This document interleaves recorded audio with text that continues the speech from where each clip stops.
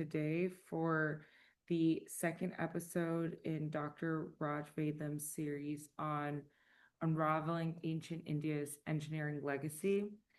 Um, Without further ado, I will let Dr. Raj Vedam take over to give you as much time with him.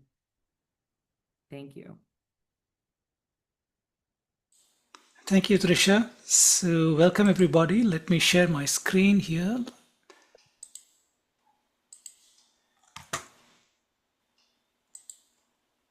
Let me know if you can see my screen.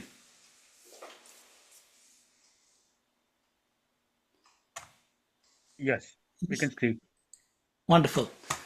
Thank you, Trisha, once again. So welcome everybody. This is the second talk in the series where I'm talking about India's scientific and engineering legacy. So in the first episode, I presented Indian mathematics, ancient mathematics. I set the stage for saying that mathematics is a language of engineers, and we did an exploration to see what exactly did ancient Indians discover in mathematics, especially given that Western textbooks don't have any attribution other than zero, right? That Indians found a symbol zero and that's about it. So where is the evidence for Indians having discovered anything at all in mathematics?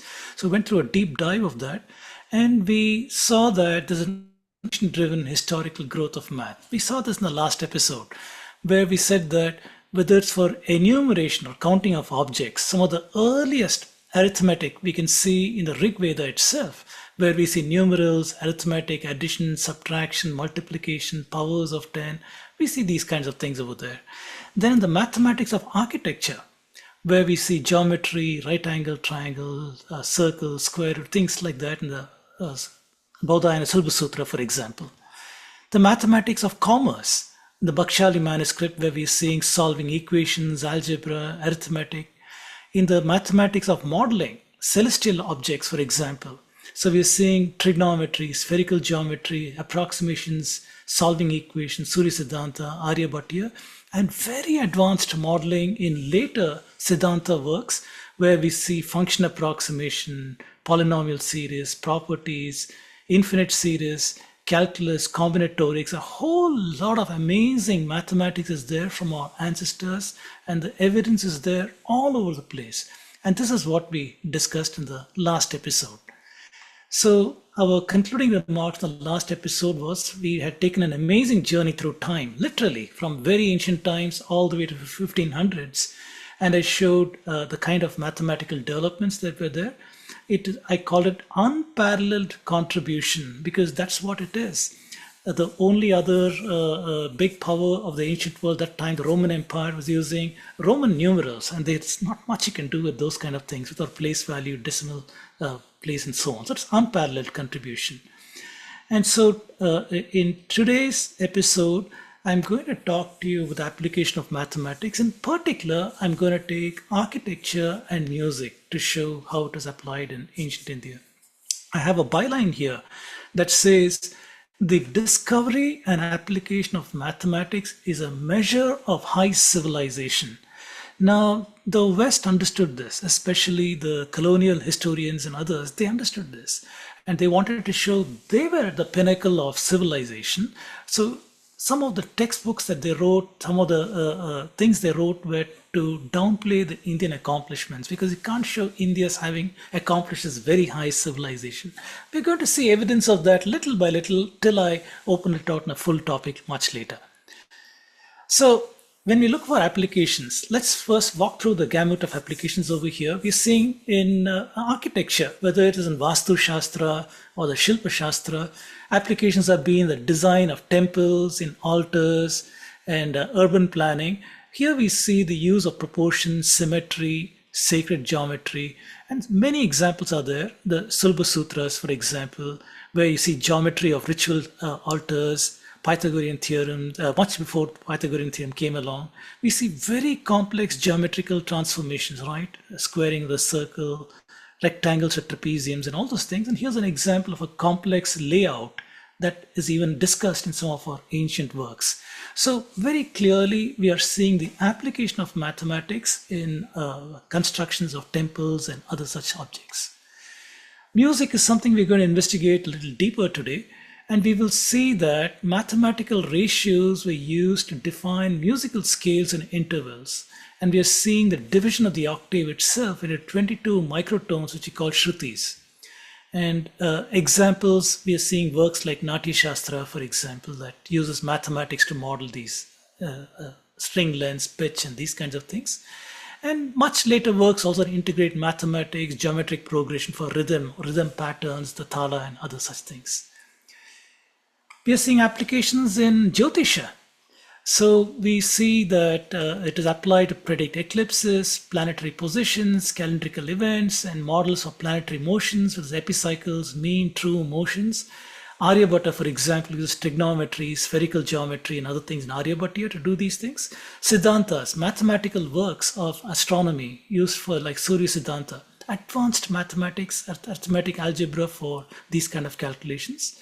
We're also seeing trigonometric sine tables that were developed primarily for astronomical purposes and so on.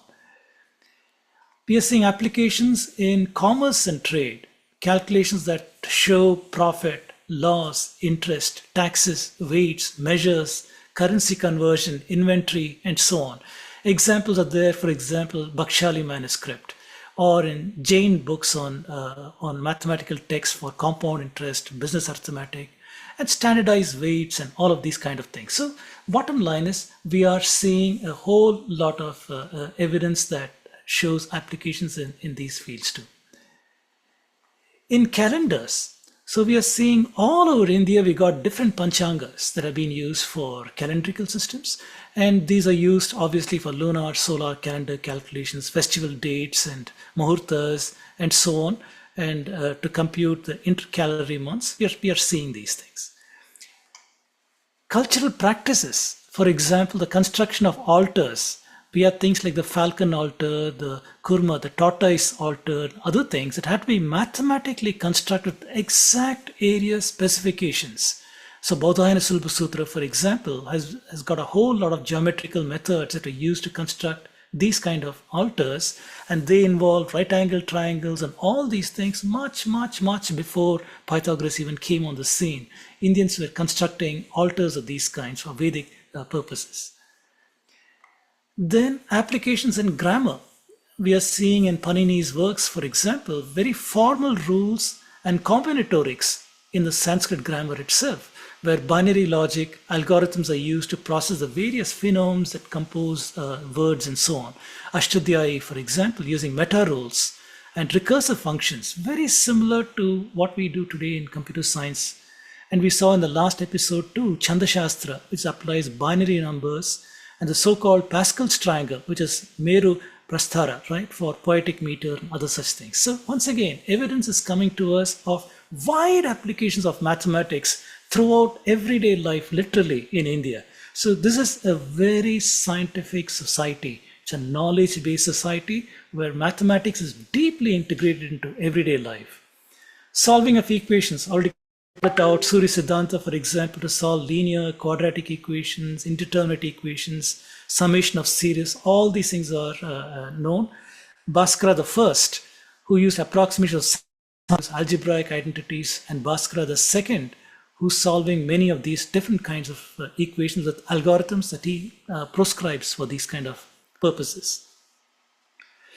So with that very quick foray into saying the many applications of mathematics that are out there, I want to now show a little deeper in the mathematics of architecture itself, where we'll see how it has been applied for to construct various temples and so on. So to start with, how is math used in Vastu Shastra? Over here we are seeing the geometry in layout and design, where we have the mandala grids. These are central to Vastu. For example, the Purusha Vastu, like this kind of squares that you see, let me hide this a bit. The squares that you see over here and various squares over here are associated with different divinities. So we are seeing these kind of symmetric grids, typically of these kinds of sizes, Each corresponds to a specific deity or energy center and dictates what function should be served over there. For example, 64 square mandalas used for temple design. We have different kinds of architectures in different parts of India. That doesn't matter. All of them still use similar kind of things. We are seeing proportions and ratios, right? Buildings are designed with mathematically precise ratios to maintain aesthetics and harmony, and these kind of very common ratios are used for room dimensions, doors, and so on. And again, these are all based upon some insights that our ancestors have had, similar to this golden ratio and other such things. They've got some analogies that inspired them to use these kind of ratios. Measurement systems, Vastu texts also have different units of measure. Just like today, you take any engineering text, the first chapter will be units of measure, right? Unless you know what units you're talking about, then how can you even do any measurements? Similarly, Indian texts, they have for the width, for the length, and other such things. They have got measures for area, measures for length, volume, and these kinds of things. And these were used for prescribing the dimensions of various things. Also for symmetry and orientation. So the symmetry, like I pointed out earlier, it's linked to balance in the energy flow. Like for example, recommending cardinal orientation, north, south, east, west, based on solar magnetic directions and so on. And this requires understanding the astronomy, where the various ecliptic is, and the geometric calculations and so on to align structures properly. And also mathematics is used for computing muhurta, right? We already know about this. And temple design itself and various yantras, the Sri yantra, for example, interlocking isosceles triangles, for example. So these are used to design temples, structures, and these kinds of things. So two of the ancient books on Vastu, this is Mayamata and this Manasara. Two of these things have been used that talk about dividing land into plots, different types of buildings, creating water systems, town layout, proper gradients, drainage. What are we seeing here? We are seeing in very, very ancient works, some of these things were oral till they were committed to writing. So we cannot even put a date on some of these things, but they're already talking about very urban kind of architectures and what we need to do. Where is the evidence of these texts? Like I showed earlier, a couple of them, that we have Vastu Vidya or Shastra. Many, many authors are there, and the West tends to poo-poo these things as mythical authors, but then their names exist, their works exist, but they are so far back in time that we don't have a handle on some of these, like the Rishi Bhrigu, Atri, Vishwakarma. So they are all relegated to, inverted quotes, mythology, but then their works survive.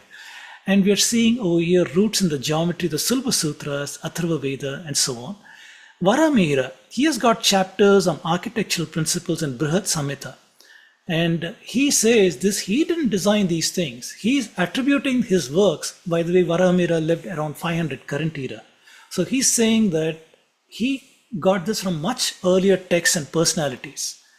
Then we have the 11th century by Raja Bhoja, this Samarangana Sutradhara, which has got a whole lot of amazing engineering, some that are fantastical. For example, I don't know how to even put it, but the facts are that he is talking about airplanes.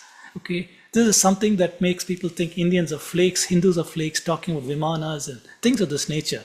Whether it's a flight of fantasy or whether it is an imagination that he has had, he does describe those things in chapters in Samarangana Sutradhara, which can be traced back to the 10th century and so on. In the Shilpa Shastra itself on sculptures. So we are seeing a whole lot of different texts that surely talk about architecture, and so there's no doubt about that at all. And here is one example of an architectural city design itself. For example, Jaipur city. This is a Vastu Shastra inspired plan by this architect in 1600s, 1700s of Jaipur city. So it was later adapted and evolved by this modern architect for the design of this Kala Kendra in Jaipur, Rajasthan itself. So we have evidence of these things too, that Vastu has even been used to design entire cities. And so the antiquity, we have seen grid-based planning. For example, in Dholavira, Mohenjo-daro, Kalibangan, we are seeing a highly organized grid layout that is laid out according to the principles of Vastu in the direction east-west direction and so on. So the Vastu is emphasizing geometry and directionality, and cities are to be laid out using these square grids, the mandalas we talked about, and they run in cardinal directions on the streets. Again, central tenet of Vastu Shastra. So we are seeing, although Vastu is associated with Hindu literature, we are seeing that the principles of Vastu are there in the Indus Valley, so the Saraswati Sindhu civilization. Then the zoning, 3 divisions in Dholavira, for example, the citadel, middle town, upper town. The spatial hierarchy also aligns with Vastu's idea of allocating space based on the function and status. There's Brahmasthana, which is a sacred center, and the outer zones and so on. Public, private zones are demarcated. And the use of proportions, geometry, very modular proportions with some common ratios that we talked about. Those are used in Vastu, and we are seeing a similar kind of concept being used in these cities over here. The cities' reservoirs, fortifications, gateways are all built with uniform brick sizes, proportional measurements. We talked about the orientation already, where the main entrance of Dholavira is in the north. Important reservoirs are placed in line with wind and water flow, showing ecological and environmental considerations in addition. And the water management, right? Dholavira is in a water scarcity area. So they have got advanced water conservation systems, step tanks, channels, reservoirs. Very, very interesting to see Vastu's emphasis on hydrological planning. And we see that in Dholavira in addition. Water bodies placed in locations consistent with favorable zones. And finally, the materials itself. So in summary, we are seeing the Vastu principle of grid layout. We are seeing in Dholavira and Harappan sites, we are seeing that. Directional orientation, spatial hierarchy, use of proportion, water environmental harmony, entrance placement, everything is in line with Vastu. So we can open the question, how old are the principles of Vastu or architecture in India? Can we say they're all much later developments, or the evidence follow the evidence and say it appears to be there much, much earlier? So this is an example where I went to ChatGPT and said, you know, all the research material that is existing out there on Dholavira, reconstruct what Dholavira must have looked like. So it came back with this amazing picture over here. So we see the citadel, the middle town and the lower town over here. We see water bodies, public areas, and a grid layout for the cities and so on. So very, very interesting to see how it is all aligned with Vastu Shastra. And it is the same whether you look at the other Indus cities too. It's not a one-off in Dholavira. We see the same in Mohenjo-daro, Harappa, everywhere we are seeing citadels in the higher west, lower town always in the east. This is the kind of plans that align with Vastu that we are seeing. So we also have for temples a special section called Devalaya Vastu, which might have been a later development, but there are some aspects to this. For example, the land selection, layout, then the Garbhagriha, how it has to be done, the temple complex, ornamentation and images, orientation, material, height, proportion. All of these things are discussed in the Vastu for temples over here, and they're built according to these things. And we are also seeing harmony with nature, a spiritual atmosphere. It aims to do that kind of, just like cathedrals, the West built cathedrals to give a feeling of awe, right? Huge cathedral gives you a feeling of smallness in the presence of divinity. So these kind of ideas that it's got to give you a spiritual feeling when you come inside. Those are the kind of things built into the temples. Tradition, aesthetics, and so on. So all of these things we see in Devalaya Vastu. Now I got some nice pretty pictures for you. So I put these pictures just to emphasize that our ancestors were not just people who did one-off kind of buildings here and there because a king gives a bag of gold coins to some a Shilpi and says, go and make a temple. He takes a chisel and hammer and starts hammering away on rocks. No, it is not at all that. By looking at something like this, look at the symmetry, for example, in Rani Ki Vav in Gujarat. This is built in 1050 current era. Amazing symmetries here. Symmetry is something that engineers strive for, right? We like to look at symmetry, uniformity, all these things are somehow ingrained to engineers. And you see an engineer's mind at work when you look at Rani Ki Vav. And if you look at Brihadishwara, I often tell people this has got to be on your bucket list. If you've not seen Brihadishwara, you must see it to see what Indians are capable of and accomplishing. This is a huge temple. To give you an idea of the size, here is perhaps a 5 foot, 6 foot person over here, and look at the height of the temple. Based on interlocking mechanism, it is not based on cement and mortar and those kinds of things. Based on interlocking mechanism with a huge dome, multi-ton dome right at the top. Even today, there are people who speculate how this might have been constructed in the old times. It has survived many, many earthquakes and so on, and a testament to Indian engineers' ability to build these structures, lasting for more than 1,000 years. In Maharashtra, Ellora, 760 current era, an entire temple constructed out of a mountainside, basically hewn out of a mountainside. Just think of a person who's entrusted with something like this. You have only one chance to get it right. If you do something wrong, it's gone, right? It's completely gone. So somehow you have to know how to do all of these things. Can you imagine what kind of planning would have taken place to do something like this? But these are accomplished by our Indian ancestors in the past. One more view of the Ellora temple in Maharashtra, 760 current era. This is another amazing thing in Halebid in Karnataka. If you look at these pillars over here, they have such amazing symmetry, including these concentric circles that you see. It would appear to us as if this was turned on a lathe. If you take a lathe, take a wooden beam and put it in a lathe and turn it, and you can do all these amazing patterns over there. Except that these are granite. These are granite and multi-ton, hundreds of tens of tons, if you will, of pillars. That is the weight of these pillars. Even today, we can't have a lathe that can hold it and turn, let alone turning it. But somehow, don't know how, our ancestors were able to construct these kind of amazing structures. This is a temple in Rameshwaram, Tamil Nadu, where the pillars is a 1,000-pillar temple, where you can see the symmetry over here. As if it's like parallel lines meeting at infinity. You see this kind of structure over here. This is built in the 11th century, destroyed and built again in 1750 current era. Then this marvel, Konark in Odisha, built in 1250 current era.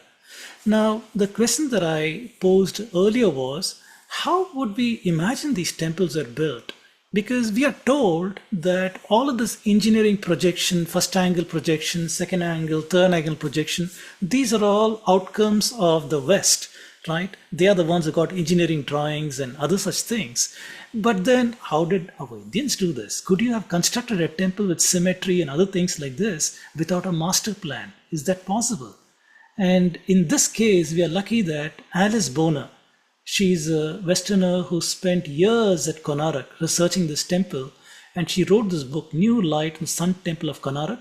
And she also happened to find palm leaves which reveal how this temple was constructed. So these are the palm leaves, 1A, 2A, 3A, and so on. You place one below the other, and what you see is the plan and elevation of the temple come out over here. So here is the elevation over here, and the plan you can see over here, detailed engineering diagrams on palm leaves that is communicating the architect's intent on how this temple has to be constructed. This is what we are seeing in these palm leaves, which is truly mind-blowing to see some of these things from our ancestors. Next time somebody comes and tells us that engineering and modern things are the way of the West, I think you got to tell them you have another thought coming, and here's the evidence for some of these things. So in this book, Alice Boner shows how the architect has left diagrams. He's even left diagrams that say how should the dome be look like, what kind of design should be there, how should these various structures look like. So this is the diagram, this is the finished product, this is a photograph. It's an early black and white photograph, but you can see here is a conceptualization and here's a realization, right? And even detailed diagrams over here showing these slats over here, how these slats should be done. Everything is detailed out in this architect's work over here. And Alice Boner has translated these palm leaves over here. And the architect is starting with, I give homage to Ganesha, right? We start with Ganesha invocation to remove obstacles, always remove obstacles. And he says that I'm recording the measurements of all parts of the temple to the great sun god, describing their construction. And he's giving sketch of 3 buildings, Vimana and other such things. And he goes on to say, how should the ground be divided, what should be where, and other such things. Very, very detailed instructions like we would see in today's architects. This is what this ancient architect has done in 1250 current era itself. We are seeing these things. Detailed work order, just like today when engineering tasks are translated, a project manager would take the architect's work and they'll translate it into these people, this contractor will do this contractor will do that, this will take 5 days of work, this will require this much of material, this much of money to be allocated. Believe it or not, they were doing all of these things. For example, he says to the scribe, sent letters twice and so on, paid him so much, 3 mother. To this overseas of temple construction, 8 people are required. Superintendent, this much. To the men carrying stones and so on, for feeding the elephants, for feeding the horses. On the first day of the work, what has been done and so on, to make the images and other such things. And the last thing also caught my eye. Do you see that? There's an inspector also. To this inspector, Samantha, 1 Ganga gold coin is paid. And so it shows they were concerned about quality in addition. So after they award the work, there's an inspector who goes and makes sure that specifications have been followed. Just like we do in today's engineering works, you're seeing that those are the kind of things our ancestors were doing to construct these magnificent structures that have lasted until this time. And this was amazing too, because the architect has also given diagrams of how these things have to be done. And this gives us an insight to the engineering machines used in that era. We are seeing systems of pulleys. These are pulleys. In another palm leaf, I saw he's paid an ironsmith to come and set up the pulleys over there and such things. So clearly there are people, specialized people who do these kind of things, set up the scaffolding, set up the rigs and other such things. And so here you're seeing elephant power. Elephants are turning these wheels which will pull these pulleys with manpower too, and they'll pull up these huge blocks through the size. So very clearly, take a look at this. You're seeing multiple pulleys over here. A system of multiple pulleys. Those of you who are mechanical engineers, this must speak to you. This is something very, very amazing over here. So what we are seeing here is compound pulleys. Now, we are told compound pulleys are something that were the invention of Archimedes, 250 BCE in Greece. He's the one who invented these things. And this is a compound pulley. If you have to lift a weight W and you distribute it this way, you have one pulley here, second one, third one over here, then you get a mechanical advantage of W by 3. That's the effort you need to do, right? Much less effort to do this. Now, these things are represented in coins, 600 BC coins from the Karnataka area called Kuntala. So this 600 BC coins are showing here compound pulleys. So where is the question of Archimedes doing this? We are seeing that in ancient Indian works also itself, and we are seeing applications in the 1250 current era. We are seeing compound pulleys used to construct temples. So this is how we get to know how our ancestors built these huge temples with massive granite blocks and other such things. Let it not be a surprise. They were not primitive people. They were using well-founded engineering principles to do these things. So with that, I'd like to present something a little different from what I just pointed out, but related to temples over here. I'd like to give you an instance where mathematics practice was something that is public, right? It is not something esoteric, only understood by scholars and other such things. There are clear evidences that these are understood by common man. For example, we go and look at Megasthenes' work in Indica. Megasthenes came to Patliputra, Magadha, in 300 BCE. In Indica, he says there are signposts on the road, milestones and signposts on the road that show how many miles or how many yojanas to go before the next city and things of that nature. What does that tell us? That tells us that it was a literate population, a population where the common person could read the signs. Similarly, we are seeing mathematics also in the deep south. I can just give one instance of this. So this is a talk given by Dr. M.L. Raja from Avinash Research in Coimbatore. So he presented this talk. You can pull it up on YouTube and see it. He is giving an instance of trigonometry in a 1,000-year-old temple in this place called Mauli Gramam in Villupuram district in Tamil Nadu. That is over here. This is Chennai over here, Vellore is over here, and Ginji, the fort of Ginji is over here, and this temple is in this place. It's a Chola era temple. Cholas were ruling at that time, and there's something very special about this. And he calls it out over here. This inscription in Tamil is saying that it is built in the 4044th Kali year. That works out about 1,000 years before present. And it's given the day, the nakshatra, and other such things when the temple was, Kumbhabhishekam had taken place in this temple. And this is also not that intriguing. But over here, there is some amazing thing. It talks about something called Moonru Uchai and Patinaru Adiyal. These are Tamil words. Moonru means 3. So 3 like a stick.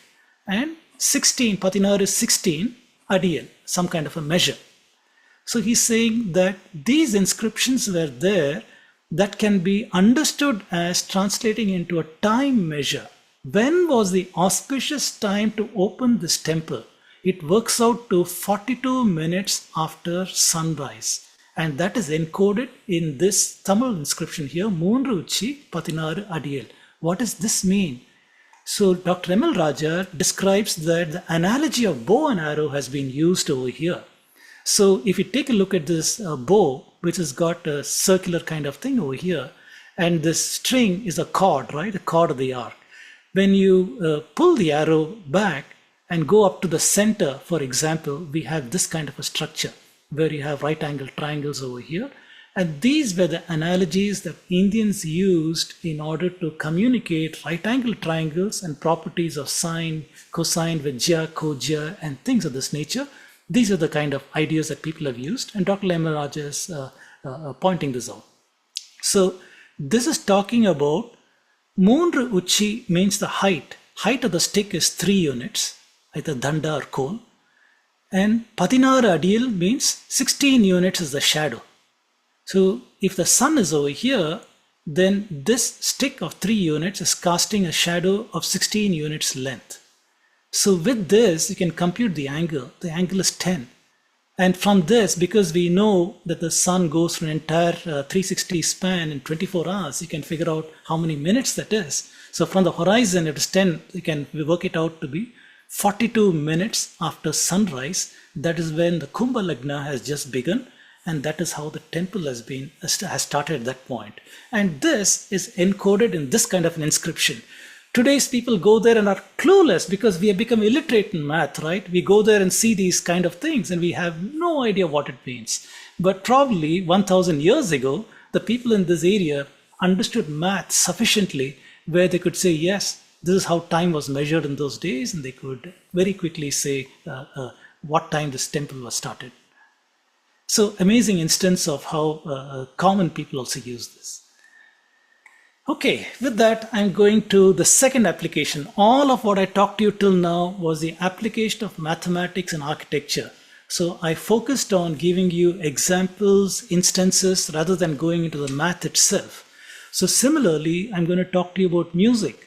So music is something that's so pervasive in our lives, but we don't think about the math that came with it. So it's a universal language, and there are modern opinions vary. They say, how did music evolve? So they say it evolved independently in India, China, and the West. This, however, is something that we have to take incredulously, because we can ask some question. How did similarly spaced scales evolve in Indian and Western music, for example? If I say, for example, sa re ga ma pa da ni sa, or C D E F G A B C, how did the same tonal ratios work out in both systems? What is so sacrosanct about these ratios that two different civilizations independently converge to the same values? That is a question a thinking person must ask, and ask, can there have been a common origin? Also, given there's a commonality of instruments, so we need to ask these questions. Is there a common origin? I'd like to investigate briefly in this history of music.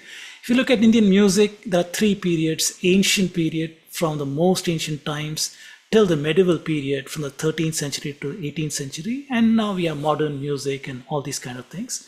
We can divide music into Vaidika and Laukika, for example, Samagana and this Gandharva music. And there are many points of measure to study these in microtone, tone, and other such things. A music student knows these things, but I'm not going to bore you with these details over here. I am interested in the antiquity. When is music attested to provably in our ancient Indian texts? We can go to Rig Veda itself. In Rig Veda, in this Mandala 10, in this Rig over here, it is talking about seven-toned people of the choir in this translation. Very clear indications, a translation by Ralph Griffith over here. It's a very clear indication that the Rig Veda itself has divided music into seven tones, or it knows of music in seven tones over here. Then we are seeing Saptavani, which occurs in the Rig Veda. It occurs in the early version of Veena over here, Atharva Veda, Taittiriya Samhita, and Taittiriya Brahmana. These are all works that can be dated to very ancient periods of time. Like when we go to astronomy, I'll talk about some of the dates for these texts. We can now tentatively tell you around 3000 BCE, Shatapatha Brahmana, and so on. So these texts are talking about instruments as well as seven-tone music itself. And in this paper, the authors have also pointed out, for example, statements like this, that we know Samaveda is the start for music, but Brahma developed music with the help of Samaveda. That's what Bharata Muni is saying in Natya Shastra. Bhagavan Krishna is saying Bhagavad Gita that among the Vedas, he is Samaveda, right? And as Matanga Muni, he's saying in his work that Sapta Swaras, the seven Swaras, were born from the Samaveda. So like this, we are seeing several citations that are going to Samaveda itself as a source of the seven Swaras. And if we take a look at the and the octave, these are referenced in a work called Chandogya Upanishad, which is attached to the Samaveda. And this mentions the division of the octave. Shruti is the smallest interval of a pitch that our ears can discern, right? So that's what it is. And swaras are selected pitches to construct the scale or a raga. So if we start from the root note S, like Sa, then you have these seven notes over here, Re, Ga, Ma, Pa, Da, Ni, Sa, again. That each of these things can be divided into the lower and the upper over here, which have got a further subdivision over here. So essentially you're seeing the tones, and Western music we call this semitones, and you're seeing in Indian system very uniquely we got 22 Shrutis. And as is usual with other things in India, we always had the merging of philosophy and science in India. So music was associated with divinities, and each of these swaras are associated with one divinity. Sa with Agni, Re with Brahma, Ga Saraswati, Ma Mahadeva, and Pa with Lakshmi, Da Ganesha, and Surya. So this is something that we see repeatedly in the Indian context. And if we look at Chandogya Upanishad, we can see this work by Max Muller over here in that translation. We are seeing in the Samans are the verses in the Samaveda, sevenfold Saman. Let a man meditate in a sevenfold Saman. That is what it is talking about over here. Talking about some ratios over here, how many syllables each of these things have. So we have collections of 3 over here. In each of that, how many syllables they are. So if you add it all up, it comes 22 syllables. So that is what he's talking about over here. So we are seeing evidence in the Chandogya Upanishad that has got the 7 swaras to 22 Shruti appears over here itself. And we can ask the questions, how was mathematics used in India to get the pitches itself? Well, this is known to us from the work of Bharata Muni in Natya Shastra. He introduced the concept of a Shruti as the smallest audible pitch difference, and he organizes the octave into 22 Shrutis, like we saw in Chandogya Upanishad. And he's talking about the primary notes of the swaras, And within that framework, how many shrutis are there? 4, 3, 2, 4, 4, 3, 2. These are the distribution. So by looking at this distribution of the shrutis, what we understand is there is an inverse relationship between the string length and the pitch. Something we learn in high school physics, right? We learn that frequency is inversely proportional to the length. That's what we learn. And we are seeing that relationship is borne out by looking at the way these things have been set out over here. So by dividing the string into segments corresponding to the shruti intervals, precise pitch could be accomplished. So some of the early instruments in India were one-stringed instruments, things of this nature, and they could precisely figure out by changing the length, different pitches could be got. Sulba Sutra is talking about strings that are used to compute ratios and things of that nature. So that is what we are seeing. So he's discussing tuning of instruments like the veena by adjusting the string length to achieve the desired pitches. So he says the notes arising from the body of the veena are to be known, and he indicates there are specific points along the string corresponding to particular notes. If you play the guitar or the sitar or the veena, you'll observe frets on the fretboard. Those frets are those positions which alter the length of the string, thereby giving you different frequencies. That is what Bharata Muni is talking about over here. So, like I already said, it is recognized that the pitch of a note produced is inversely proportional to its vibrating length. That is what we see here. The frequency is pitch and L is the length of the vibrating string. So with this understanding, Indians could cut strings at precise ratios to produce desired pitches. Very early instruments like this with just one string, and leading on to more complex instruments like the sitar and other works. So ancient Indian music divided the whole octave based on simple numerical ratios that correspond to consonant intervals. This is a technical term over here. So Bharata and later theorists, they defined specific ratios. For example, sa to higher sa, the string length is 1:2, right? It doubles, the string length is double when you go one octave higher. So within that, we got to divide these 7 notes. So from sa to pa, sa, re, ga, ma, pa, 5 notes, right? So the perfect fifth, that is in the ratio of 2:3. In Western music, it is 3:2. Then we have perfect fourth, major third, minor third, and other such things with these ratios. These ratios have been known in India for a very, very long time. We are seeing the application of mathematics, ratios into music to get the correct pitches that we want. So here's an example. If the full string length is 24 units to give you sa, then pa, where is pa? Pa should be 2/3 of this one, right? So 24 into 2/3 gives 16 units. That's how you know where to cut off that string or put a fret and get that particular note that you want. So this is how Indians did music. Examples are there in Upanishads. I won't bore you with these things, but we are seeing it again and again. We are seeing these things.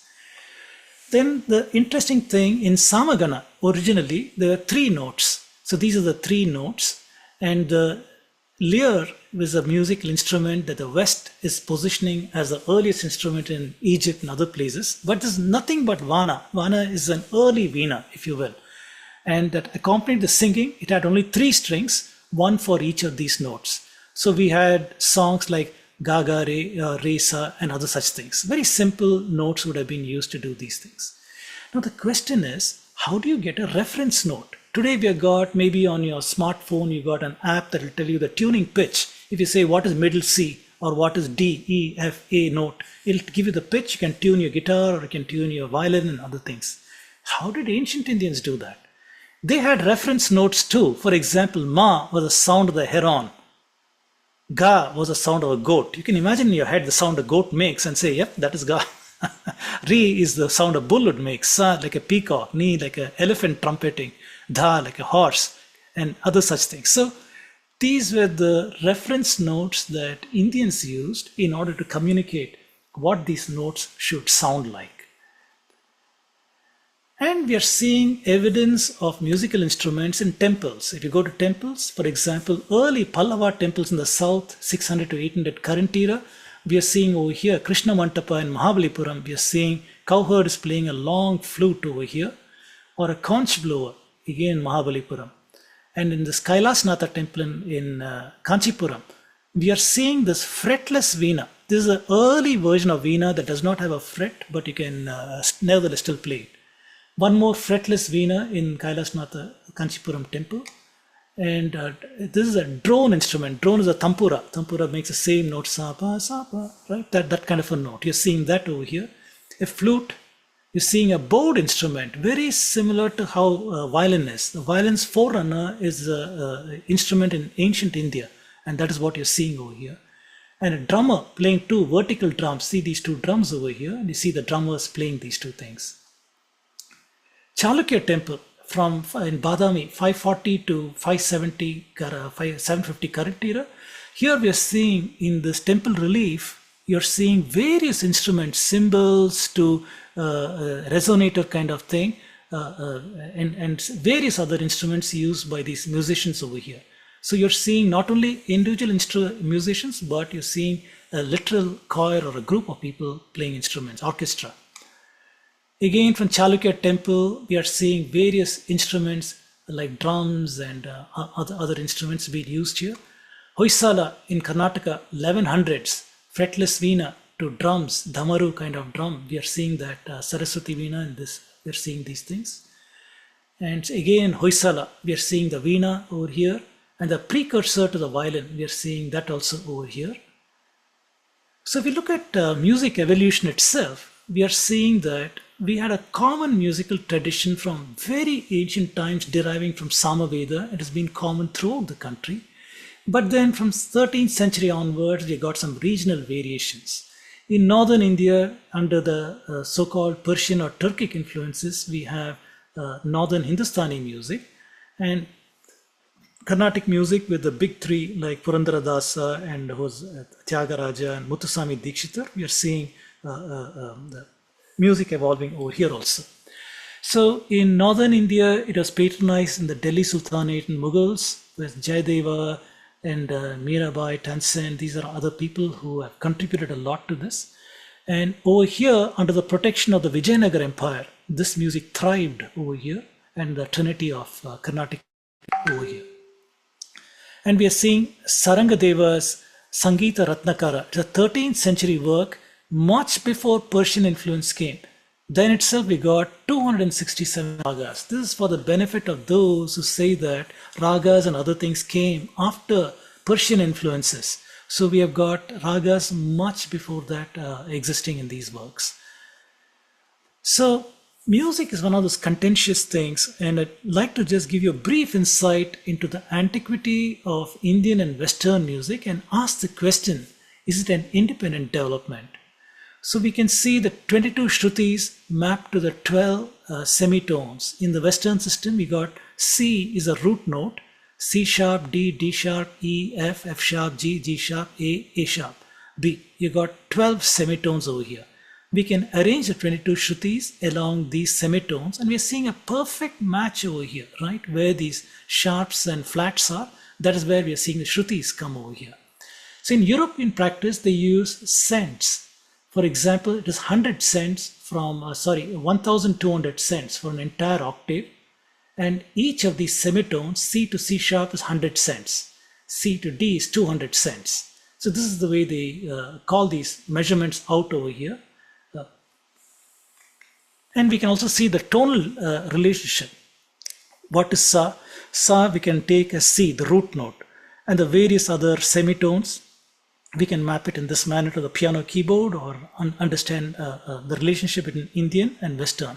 Point is that there appears to be a perfect correspondence between these, and that will again make us scratch our head and ask why?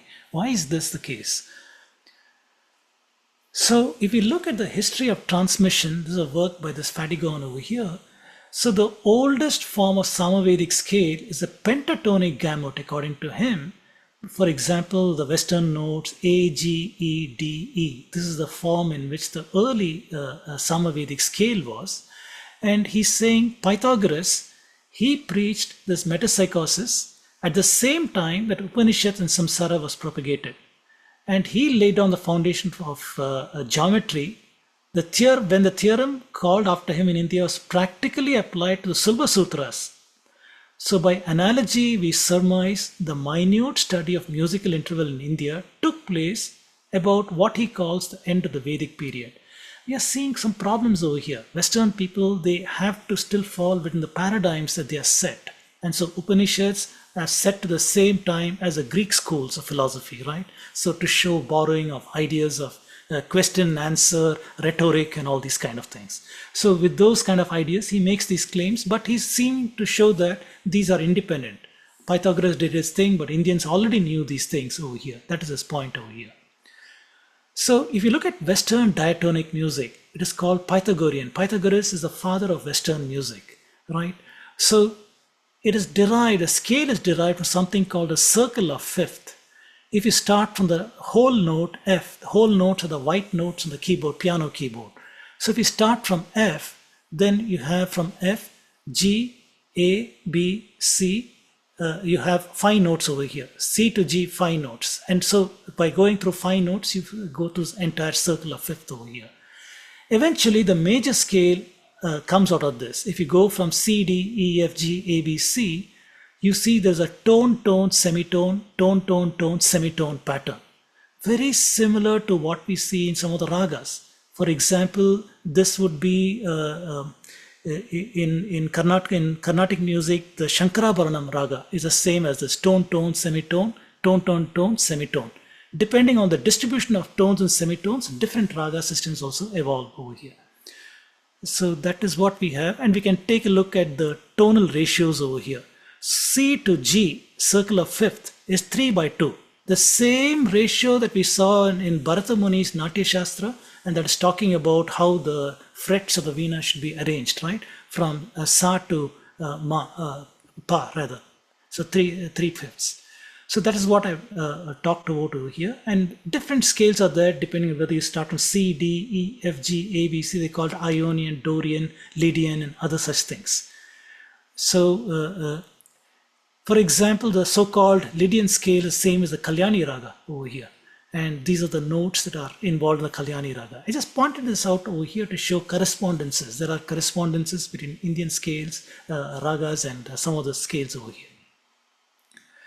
If we look at the frequency distribution for the various notes, the 22 shrutis that we have, we can put it in terms of ratios, in terms of the Western sense, or in frequency, or in the Western name, and we can see the tonal ratios.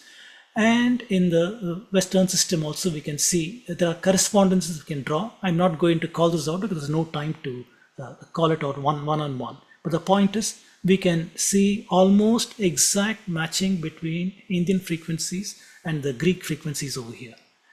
So I'm calling this out. I'm saying that from the math of Silva Sutras, which I'm not told in detail, but Silva Sutras are part of the Kalpa Sutras, right? And the major ones we saw in the first episode, Apastamba, Bodhayana, Manava, Katyayana, going back to maybe 3000 BC itself. It's got math of right angle triangles, geometry, and other such things. Very, very clear that we have advanced mathematics, ratios, and those things in Silva Sutras. So we also know this knowledge was transferred to West Asia from 2200 BC to 1800 BC. I'll make a small reference to this a little later in today's episode. Following which there was, in this period, there were migrations after the Saraswati River dried to West Asia that has taken this knowledge of math over here. So from Silva Sutras to Pythagoras. Pythagoras is known for his theorem, but then he's also told to have visited in India. He believed in reincarnation, soul transmigration. He became a pure vegetarian, no meat of any kind, no beans, no wine, and all of these things. And the constant working towards attainment of bodily purification and purity of mind in order to be able to interact with the divine. This is very similar to what we followed in India, right? Follow Sattvika diet, Sattvika way of thinking. That is your path in yoga for union with Brahman. You saw music as a holy spiritual scientific endeavor, similar to India where music initially was Vaidika. It was not Laukika, it was Vaidika, not for enjoyment, but to enter to a divine state of mind. And Pythagoras promoted what became the basic fundamental idea of music theory from antiquity, that dividing the length of a string into ratios of half, third, quarter, fifth, you can create the musical intervals. This is exactly what Indians did with Sulba Sutra. Sulba Sutra, in fact, means the chords, using chords for ratios and things of this nature. So we are seeing some deep connection is definitely over here. And if we take a look at Pythagoras itself, these Westerners, Albert Burke, A.N. Marlowe, G.R.S. Mead, they all say Pythagoras went to India and he learned from there. For example, when he came back from India and he arrived at the city of Croton, his advice to those people was to build a shrine to Muses. Muses is the goddess of music.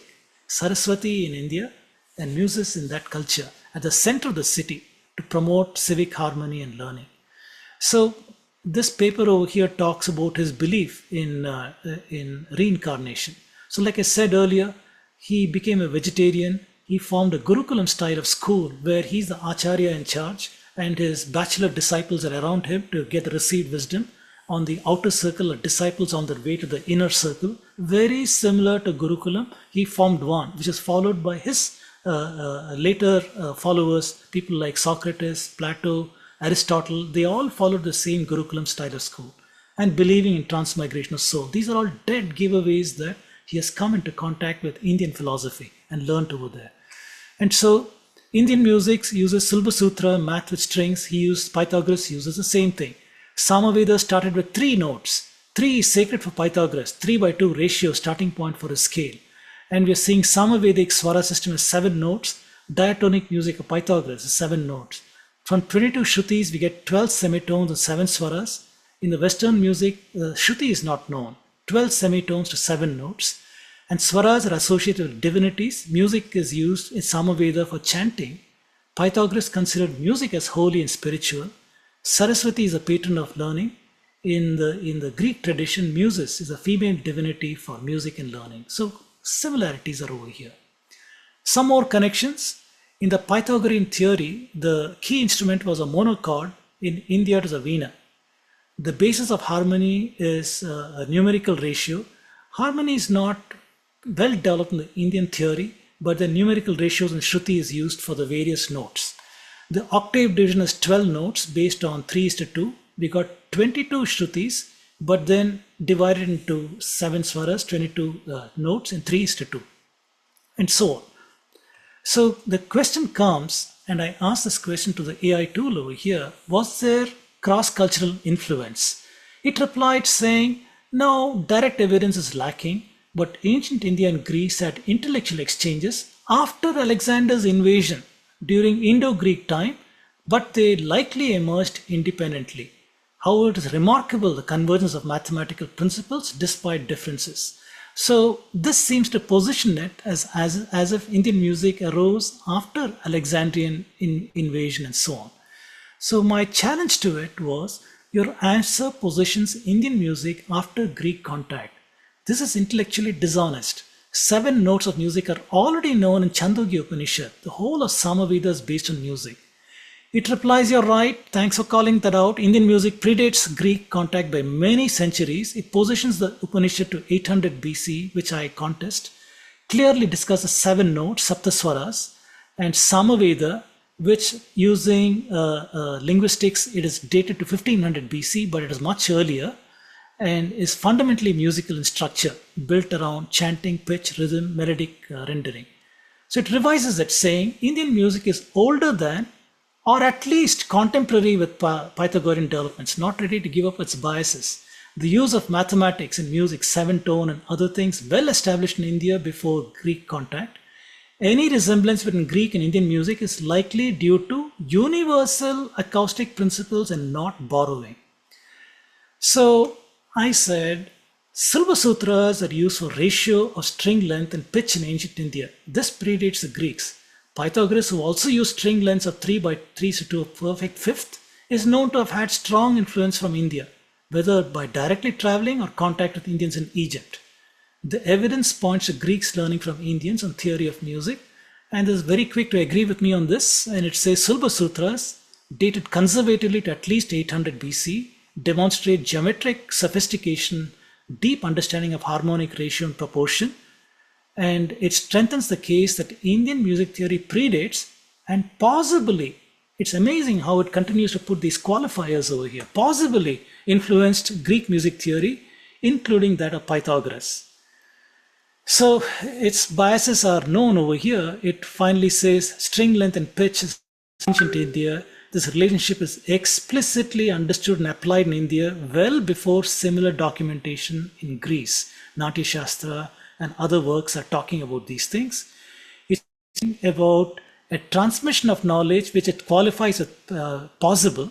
It talks about Pythagoras, who spent time in Egypt, Babylon, encountered Indian ideas, and Egypt is a point of contact, India and Mediterranean. And so classical writers like Apollonius of Tyana already encountered him, Clement of Alexandria and others. They are referring to Indian philosophers. So it says it is historically plausible that Greek philosophers, including Pythagoras, were influenced by Indian thought in metaphysics and music. So that is the ratio, that is the summary which we can get this tool to talk about.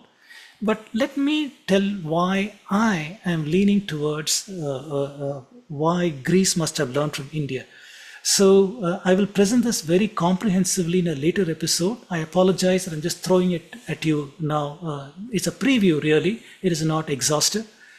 There are climate papers out there. This is a paper in 2017 that came in Nature. Nature is a very respected journal in sciences. And this paper talks about evidence for a monsoon failure in India around 2200 BCE, 5700 years ago. For the past 5700 years, they have measured these things, but 4000 BC or so, 4000 years ago, 2200 BC, they have evidence for a 200-year monsoon failure. This is not the only paper. There are several papers that talk about these things. And we are seeing papers, for example, like this. This came in Science, another journal, in 2019. And these people are saying the Indian humped bull, this is called Bos indicus, the prevalence of this animal suddenly shot up in the Fertile Crescent. Fertile Crescent is a Tigris River Valley, Euphrates River Valley, Nile River Valley. In these areas, around 4,000 years ago, Indian cattle prevalence went up through the roof. And they are attributing this process was stimulated by the onset of the geological age 4,200 years ago by a widespread multi-century drought from the Indus Valley. It's come from the Indus Valley, introgression of Zebu Bos indicus. And they're also saying that Indian cattle were arid adapted. It enhances the herd survival. That is why it was very respected and valued in these cultures. And here is something in the Louvre Museum. If you go to the Louvre Museum in Paris, try to find this Akkadian seal that is showing the Indian buffalo over there. For a long time, I didn't understand why they are showing this over there. But after this paper came, it was clear to me that this is the reason why it is so. What am I showing you here? I'm showing you that there are several pieces of evidence. I just showed you two over here that is hinting at Indians having left India and settled in these areas. These areas meaning northern Iraq, southern Turkey, where the Kurdish people are today. That's where the Mitannis, Hittites in ancient Anatolia, they settled there. And the interactions with Egypt and other places, this transmitted Indian knowledge.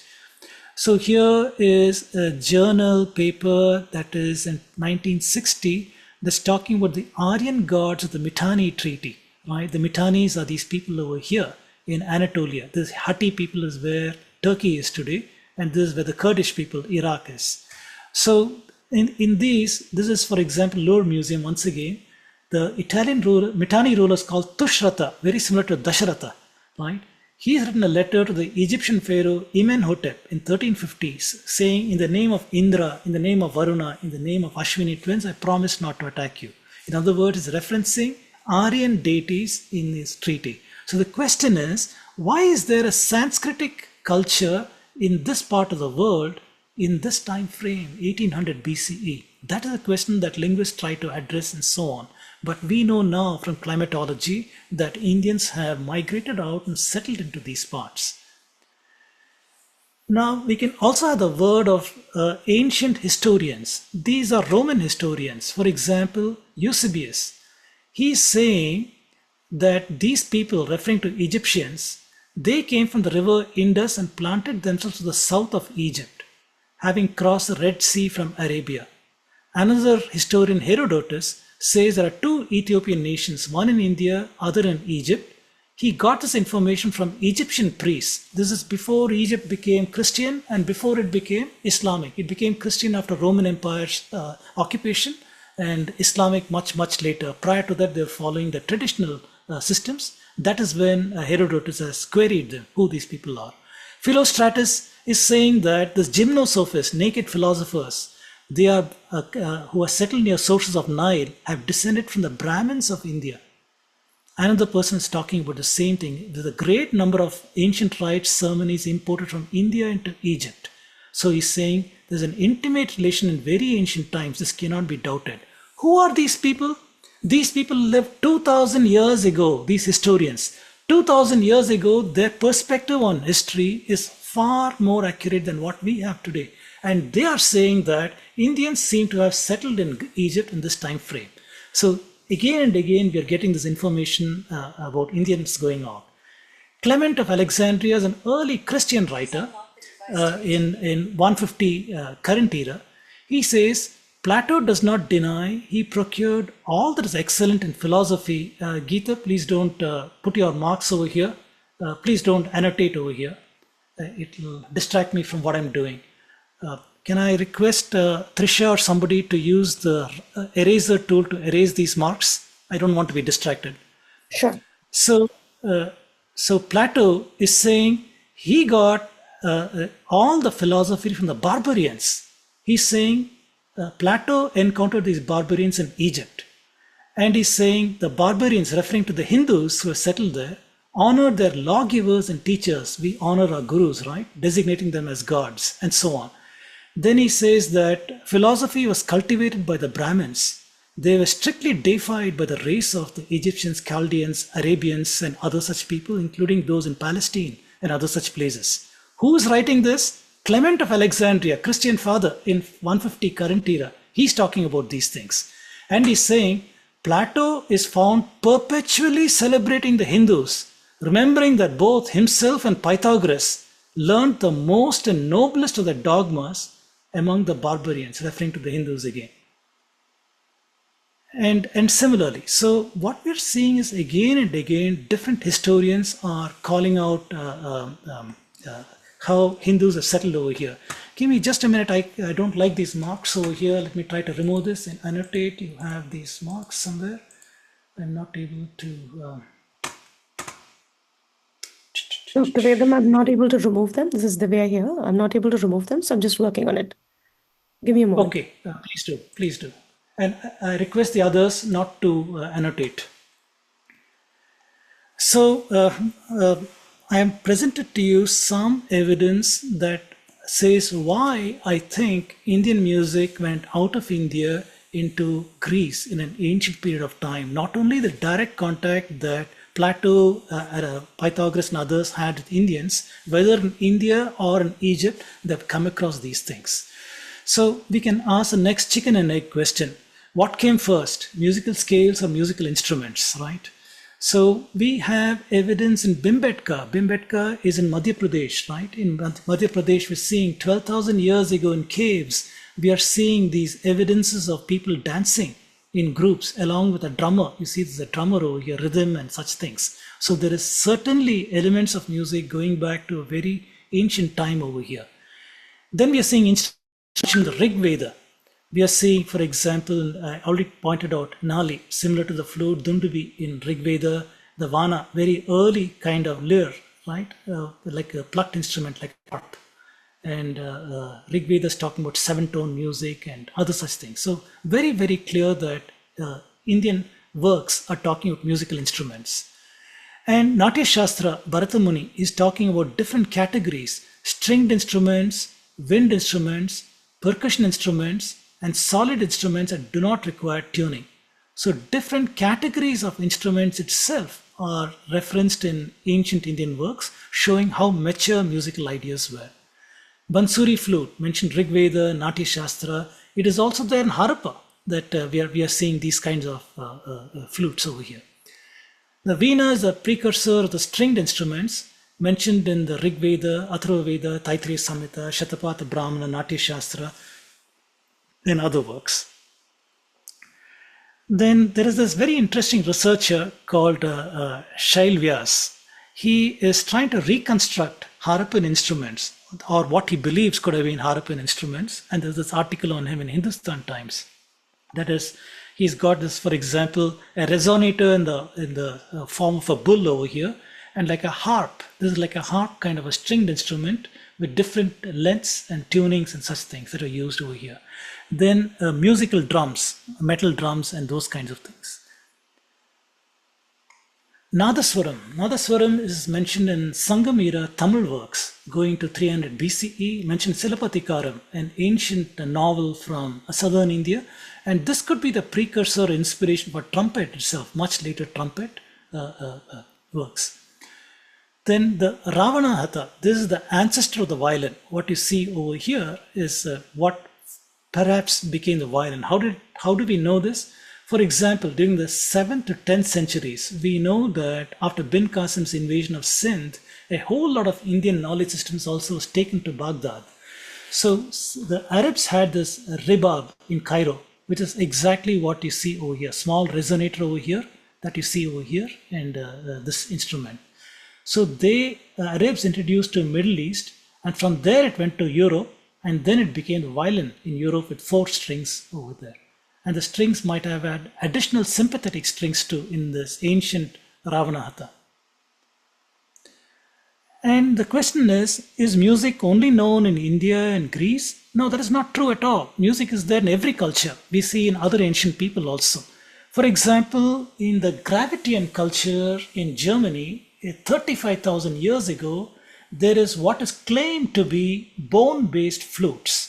We are seeing these bones, hollow bones with holes on them, which Germans have claimed to be an early flute. But there is skepticism also. Is this a flute or is it chewing by bears that have made these kind of shapes and marks? So not very sure what it is, but it's 35,000 years ago. What is provable is in China. In China, 8,000 years ago, we had the 7-hole flute. This is from this area over here. So from the heron, the bird bones are all hollow. Therefore, they have performance to weight, which goes in to their benefit for flying. So these hollow bones are used to make these holes and used as flutes. And today we can reconstruct this, and we see it is not exactly the same, but comes close to the modern scale. It is not the 3:2 ratio that we see in India, but something close to that.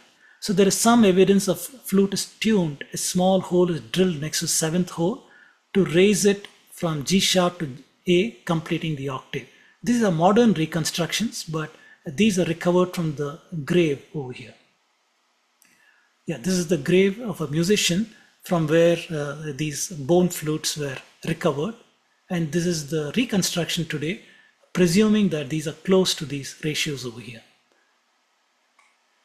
And we also have disputed music from Sumeria, right? So there is this journal article that says the cuneiform text that was found, cuneiform are tablets that are found in Mediterranean places with marks on them.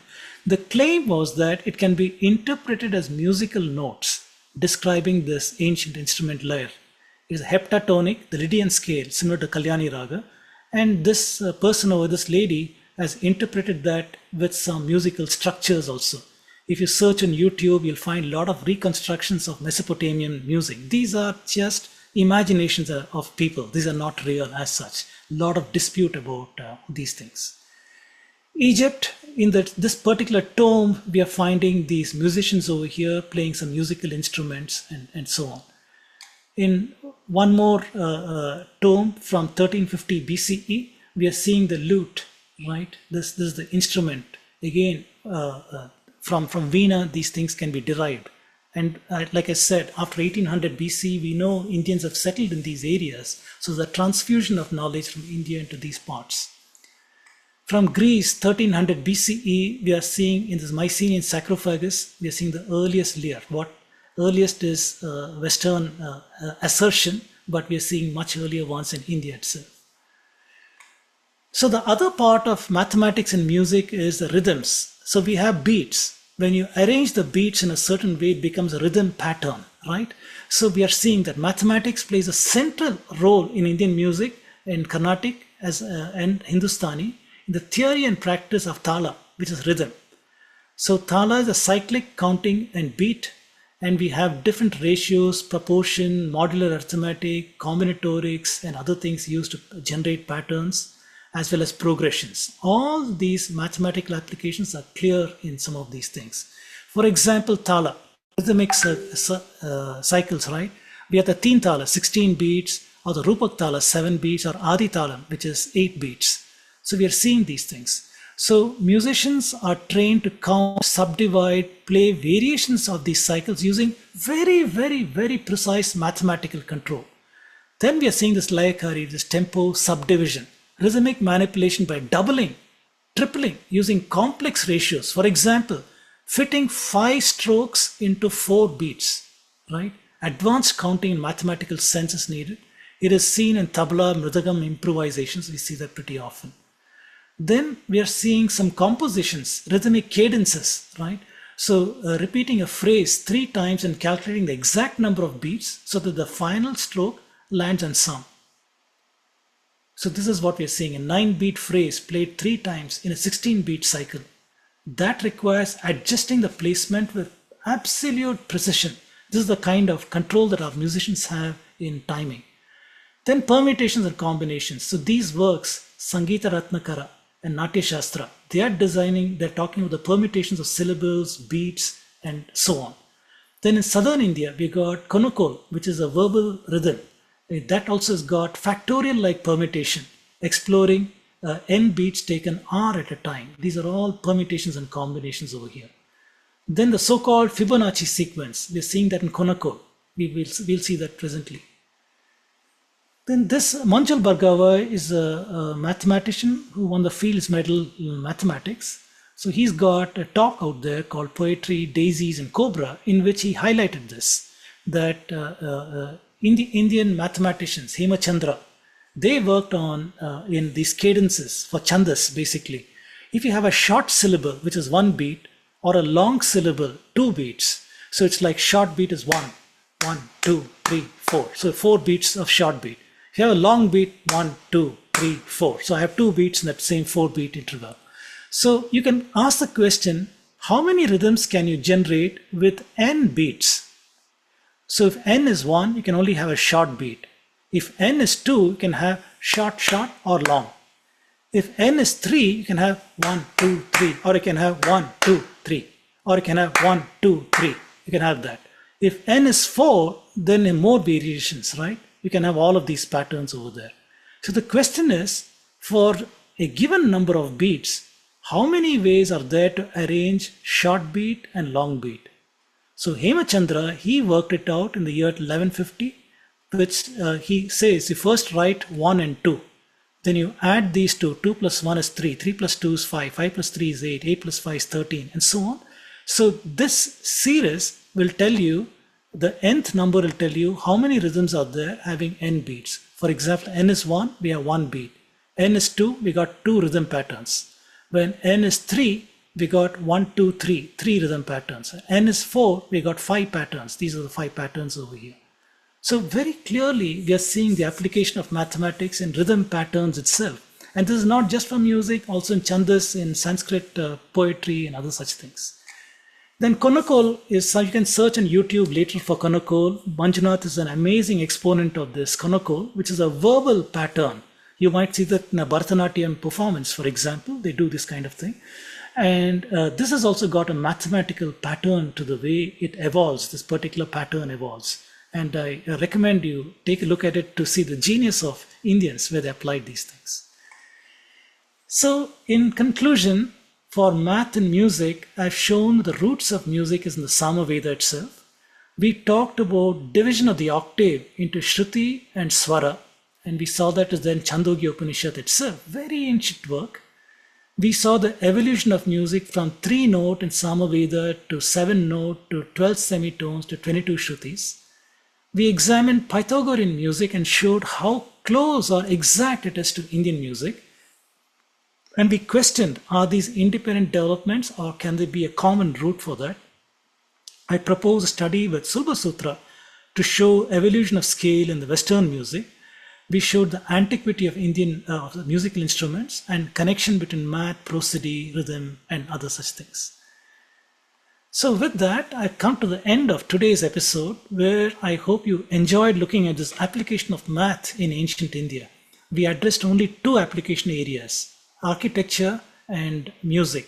So I've shown how the use of mathematics is pervasive in the Indian civilization. That is the word, pervasive. It is not an isolated scholarly preserve, but it is something that the common man could relish everywhere, whether it is in signpost or whether it's in temple epigraphy talking about moon ruchi, patinaru, adiyal, things of that nature. We are seeing that throughout the civilization, the practice of music. Music is not the preserve of some scholars. Musicians would come from all walks of life, and they had precise mathematical control on the beats and things of this nature.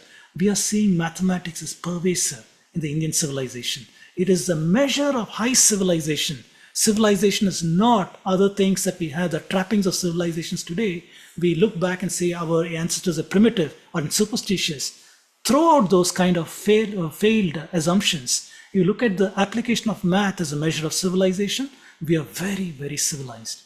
We examined application in architecture and temple construction. We examined the roots of music in India, and we said that it is from India this music seems to have gone out from Samavedic times, maybe even earlier. It has gone to other parts of the world. And we examined strongly dependent on mathematics. We talked upon transmission of Indian knowledge and music to ancient Greece. So with that, come to the end of this episode. Next month, I will explore astronomy, another fascinating area where we see mathematics repeatedly applied. At some point, one of the episodes will touch upon how these ancient streams of knowledge continue today in modern manifestations. I'll handle an episode of that nature too later. All right. So with that, yes, we can go to question and answer. And those of you who like this episode and are intrigued by some of the things I've said, I recommend you go to YouTube, search for my name, and see some of these talks over there. I go into greater depth where I clarify some of the assertions that I made in today's talk also. You'll see that over here. Okay, I'll stop over here and we can take some questions. Thank you, Dr. Vedam. The chat window has been as busy as some of the, mathematical changes you were talking about. Okay. So what an engaged audience. First of all, thank you for sharing all that wonderful knowledge. So I'll start with Ajay Patsalgikar. He was talking about, can you share a little bit on how this knowledge was dispensed around architecture? So were there specialized schools, architecture schools? Was it taught in every Gurukul? Could you shed a little light?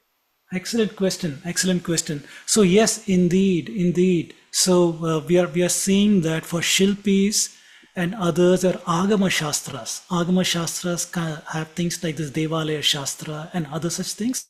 These things were taught formally. They were taught formally in schools, whether it is in artisan schools or others. They were taught or handed down father to son, or as a tradition in a certain lineage, a certain jat. People would learn these things formally and propagate this knowledge. So that is how we see this dispensing of this knowledge. I'd like to add a small factoid over here. It's a fact, sorry, not a factoid. When India was invaded by Muslims, starting in the 10th century, 11th century, and so on, they would take Indians as slaves to sell off in slave markets in Arabia, in Turkic countries, and so on. One of the prized category of people were the artisans, the people who could construct temples and things of this nature. They were the highest category of people they took as slaves, because they wanted them to construct these amazing structures in their own lands. That is why if you look at the mosque in Samarkand and places like that, these are constructed after the invasions of India by Indian Shilpis who were forced to convert and build some of these artifacts over there. So yes, Indian Shilpis were amazing in the kind of things that they did, the techniques they had, the engineering techniques they followed, and other such things, and there were formal schools to communicate this knowledge. Wonderful.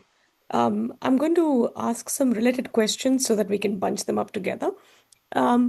Sanjay had a question around why we are not seeing cities being built in a similar manner. Was it because there was special significance given to both temples and palaces, or was it simply the money and the immense effort and resources required in case we decided to build cities at large? Yes, very good question.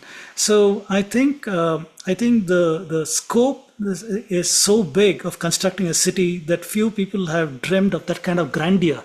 Of course, we have had some despots, Islamic despots, who change the capital, go from one place and make a new capital, and so on. But I think cities in India grew organically. They grew organically, perhaps before a chance was there to even design some of these things. But what we are seeing in Saraswati Sindhu is that cities were laid out according to these patterns.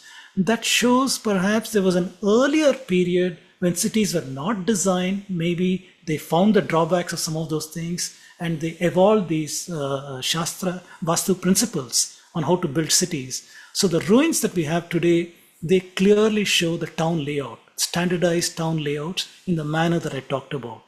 Why did later people not follow that? We don't know. There are speculations. For example, after the monsoon failure, 2000 BC, the smoking gun for the deurbanization of India, right? Did a lot of Indians leave India and settle outside?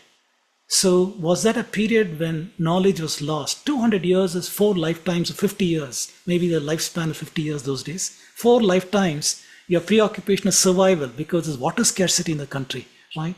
So maybe learning and preserving of knowledge was not that great of a priority in that period of time.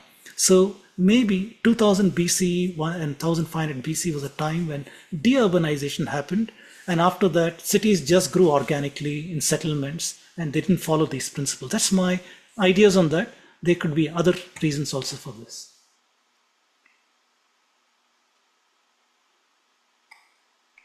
Okay. Wonderful. M. Gupta has multiple questions, so I'm trying to. We might need a separate session for that, Dr. Vedam. But I'll go to a few questions, and M. Gupta, please unmute in case you have a priority for a specific question. So I'm seeing a question here. How do we know the palm leaf drawings and descriptions are not the result of survey and measurements of the temple sometime after it's constructed, rather than the drawings by the design for the construction crew to implement them? So, good question. Skepticism is good, but we also need to respect our scholars. The scholar in this case is Alice Boner. She spent a lifetime at this site, Konark, studying this, acquiring the materials, historical materials, artifacts, proofs, and she has provided the palm leaves over here that clearly speak in the first person. The architect who wrote that is writing in the first person. He gives homage to Ganesha and says, I, the Shilpi over here, I am laying out this temple. These are the measurements. This is how it has to be done. So there is clear evidence of pre-planning, designing the entire structure and then going about implementing it. Because the work order is given. Get hold of that book that I suggested. And there, Alice Boner has given the palm leaves that refer to work order, right?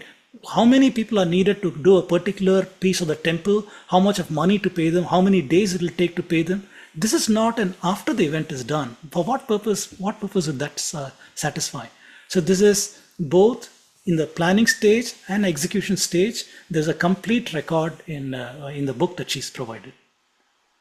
He has a related question, Dr. Vedam, which is, where are some of these oldest versions of the manuscripts to be found in India?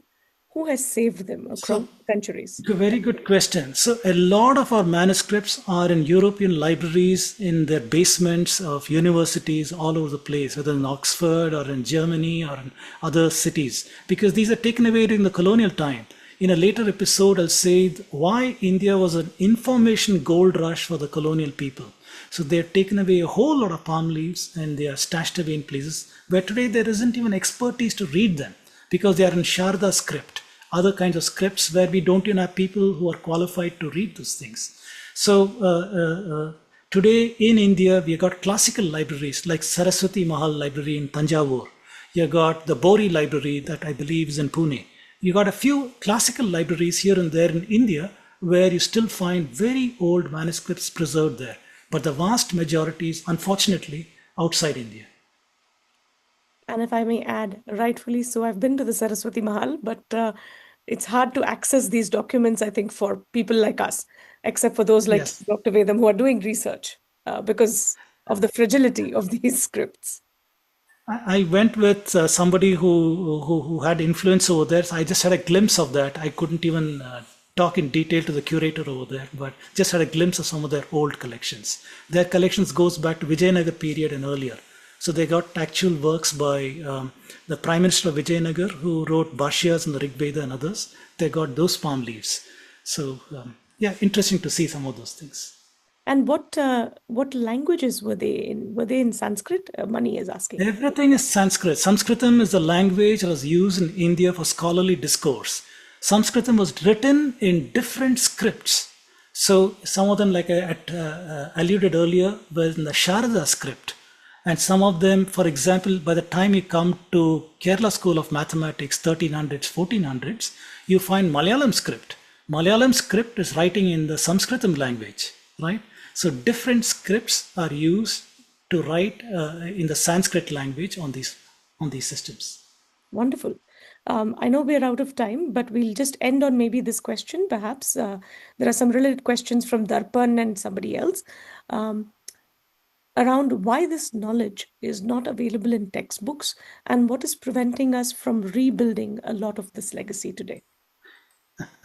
70 years of rule by a socialist leaning government, which has a foundational idea that progress can be got by distancing from the past.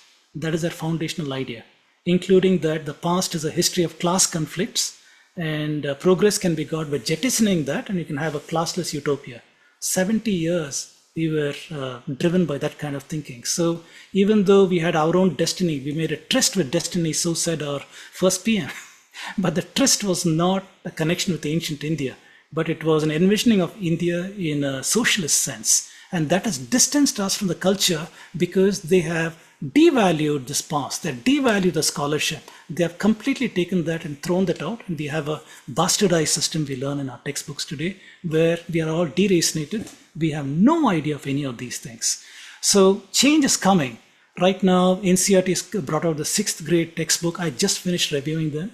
And we have got the other textbooks are coming slowly. So the ideological content of the Marxists and the socialists is out. But it'll take some more time before change can come more pervasively. Plus, in addition to the change, we need genuine Indian knowledge. We don't have enough scholars out there. We have been deracinated and disconnected for centuries now, right? From the British time onwards, we've been disconnected to 300 years or so. So where are the scholars? Where are the people who understand these things? The Sanskritam experts who understand the classical literature of India are penniless scholars in some small college here and there in India, in third grade cities and so on. So they don't get the patronage. So we don't have visibility by them. We simply don't see them anywhere in the discourse. So we have many problems why this knowledge is not surfaced today. So there are several scholars like myself included and others who are making efforts to bring awareness. This talk series by ASEI is also one such venture where we want to create awareness of India's past, scientific past. This is a very small glimpse. There is so much to talk about these things. I offer courses at Hindu University of America. I'm offering 3 courses. So those 3 courses will discuss, again, a very limited view, but you can see the vast expanse in that itself.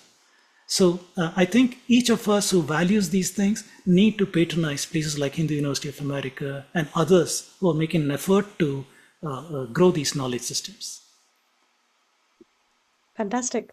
I'll end on one note over here, but first of all, on behalf of ASEI, Dr. Vedam, thank you very much for your time, for all the knowledge that you share. It could be a little overwhelming, so I'm sure many people will want to go back and, see the recordings so that they can go back and start looking and delving into areas of their knowledge as well as interest. So from that perspective, just wanted to let everyone know this will be available, a recording will be made available to all ASEI members. And if you're not familiar with how to do it, please go to aseiusa.org. Otherwise, as Dr. Vedam said, he's currently running these courses. So please feel free to join them, the Hindu University of America. And of course, Dr. Vedam, do you want to just talk about your book that is potentially coming? So, yes, but when it comes out, I will indeed talk about it. But what I'd like to request everybody who came here is, if you like this talk and you're intrigued by it, please do spread the word in your circles. That's the only way we can grow this. Love to see this circle growing rather than diminishing. We had about 50 people or so in the first talk. I think I saw about 25 people in the second talk. So we are already falling quite a bit. So this shouldn't be the way. Hopefully it'll increase the numbers rather than decreasing. Let's show that we are all participants in regrowing our knowledge systems. We are all participants in building this knowledge base again. So please do share information about this in your circles, and hopefully the next month we'll see a lot more people join into these talks. So thank you very much for inviting me. It's a real pleasure to talk about these things. Thank you so much, Dr. Vedam. Thank you everyone for joining. As Dr. Vedam said, please spread the word, LinkedIn, social media, and among your circles. We'll be sharing the link and details back on email. Thank you, Dr. Vedam. Thank you.